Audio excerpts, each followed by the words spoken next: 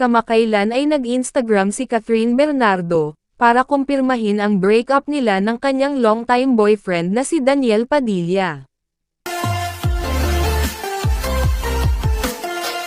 Ibinahagi ng sikat na aktres ang isang taos-puso, at mahabang pahayag tungkol sa pagtatapos ng kanilang relasyon.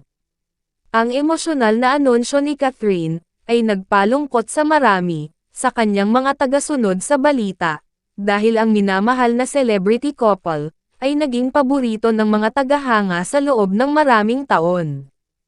Ang pagkumpirma niya sa kanilang paghihiwalay, ay nagudyok ng suporta at nakakaaliw na salita, mula sa kanyang mga kapwa celebrity.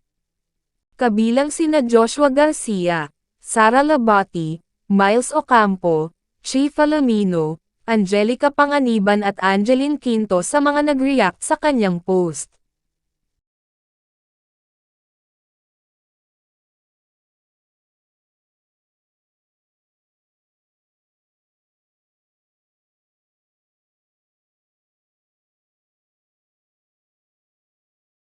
Si Catherine Bernardo ay isa sa pinakasikat, at kinikilalang Filipina na artista, sa pelikula at telebisyon.